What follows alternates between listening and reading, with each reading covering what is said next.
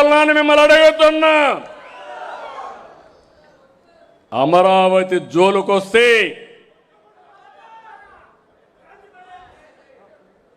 తమాషా ఆటలాడద్దండి. అంటే మీరు ఒకటి గుర్తుపెట్టుకోవాలి, ఇలాంటి వ్యక్తుల వల్ల కూడా ప్రమాదం ఉంటుంది. అధికారంలో ఉంటే విధ్వంసం చేశాడు, అపోజిషన్లో ఉంటే బెదిరిస్తున్నాడు. బెదిరించి ఎవరిని రానియకుండా నేను వస్తే మళ్ళా ఎంక్వైరీ చేస్తా, నిన్ను పట్టుకొస్తా. ఏంటి పట్టుకొచ్చేది? ఎక్కడికి పట్టుకొస్తా? కనీసం నేను ఎప్పుడైనా మీరు ఒకసారి చూడండి, నేను ఎప్పుడు కూడా న్యాయబద్ధమైన పాలన ఇస్తాను, ప్రజాస్వామ్యాన్ని కాపాడుతాను. అదే సమయంలో ప్రజల ఆస్తులకు భవిష్యత్తుకు ఇబ్బంది కలిగి వచ్చినప్పుడు నా ప్రాణాన్ని కూడా లెక్క చేయకుండా పోరాడాను. ఆ విషయం మీరు గుర్తుపెట్టుకోవాలి. తీవ్రవాదుల సమస్య 30 ఏళ్లకు మెరుపు నేను ఆ రోజు పోరాడాను. ఎందుకు పోరాడాను? నాకేం వాళ్ళతో ఆస్తుల తగరాదా ఉందా? కాదు.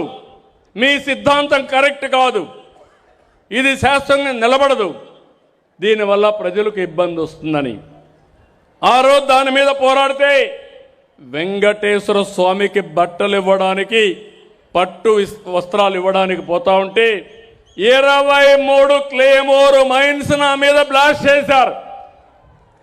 సాక్షాత్తు వెంకటేశ్వర స్వామి దిగొచ్చి నాకు ప్రాణభిక్ష పెట్టాడు తప్ప ఇంకోటి కాదని కూడా మీకు తెలియజేస్తున్నా. రాయలసీమలో ముఠాలు అనాగరికంగా చంపుకునేవాళ్ళు నియంత్రణ చేశాను. హైదరాబాద్ కానీ రాష్ట్రంలో అక్కడక్కడ మత విద్వేషాలు, దాన్ని కూడా కట్టడి చేశా. ఊరికొక రౌడీ, ఒకప్పుడు ఆ రౌడీజాన్ని కంట్రోల్ చేశా. ఇప్పుడు మీరు చూస్తే గంజాయి బ్యాచ్ వచ్చింది, బ్లేడ్ బ్యాచ్ వచ్చింది. ప్రతి ఒక్కరు రౌడీజం మాట్లాడితే నన్ను లేపేస్తా ఉంటారు. అంత ఈజీగా ఉన్నామా? ఏంటి వితండవాదం? ఏంటి సైకో ప్రవర్తన? ఎవరైనా మాట్లాడితే వాళ్ళ మీద విరుచుకుపడిపోయి దాడులు చేస్తారు. ఏమీ అనకుండా ఒక పేపర్ మీద ఇంత రాద్ధాంతం చేస్తున్నావే. నీ పేపర్ కానీ మీ నాయకులు కానీ ఆడబిడ్డల్ని ఎంత వేధించారు, ఎంత మానసికంగా దెబ్బతీశారు, సమాధానం చెప్పే పరిస్థితి ఈ సైకో పార్టీకి ఉందా అని మిమ్మల్ని అడుగుతున్నా. వీళ్ళు కావాలన్నా మీకు అని అడుగుతున్నా ఇప్పుడు. కానీ మీరేంటంటే మాకెందుకు వచ్చింది, నువ్వు పోరాడు, మేము చూస్తూ ఉంటాం అనే పరిస్థితిలో ఉన్నారు. మీరు ఉన్నారు.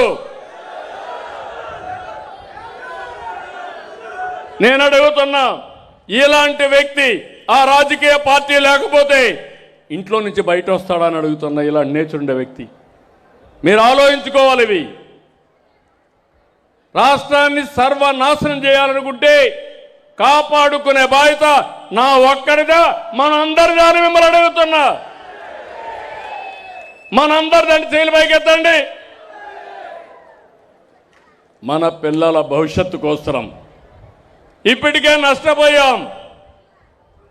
2014 విభజన, రాజధాని లేని రాష్ట్రం, ఆదాయం లేని రాష్ట్రం, తక్కువ ఆదాయం వచ్చే రాష్ట్రం. 2019లో విధ్వంసం, 2024లో ఇప్పుడిప్పుడు రికవర్ అవ్వడానికి ప్రయత్నం చేస్తున్నాం.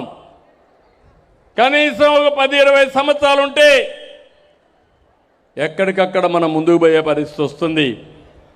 అప్పుడప్పుడు తీవ్రవాదుల గురించి మాట్లాడుతున్నాను. వాళ్ళు కూడా ఎక్కడో అడవుల్లో ఉంటారు. ఒకసారి వచ్చి అటాక్ చేసి మళ్ళా వెళ్ళిపోతారు. అంటే భయభ్రాంతులు చేస్తారు. ఈయన అంతే, ఎక్కడో ఉంటాడు, అప్పుడప్పుడు వస్తాడు ఇక్కడికి. వచ్చి ఒక ఇష్టానుసారంగా మాట్లాడి బెదిరించి మళ్ళా పారిపోతూ ఉంటాడు. ఇలాంటి నాయకులు మనకు కావాలని అడుగుతున్నా. సమస్యలపైన చెప్పండి, నేను పోరాడతా. వాస్తవాలు మాట్లాడండి, నేను జవాబిస్తా. కానీ అమరావతిలో అవినీతి జరిగిపోయిందంట.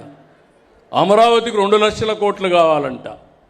అమరావతి ల్యాండ్ మానిటైజేషన్ ప్రాజెక్టు హైదరాబాద్లో ఒకప్పుడు ₹1,00,000 20,000 ఎకరా ఉంటే అభివృద్ధి అయిన తర్వాత 175 కోట్ల రూపాయల ఎకరా అయ్యింది.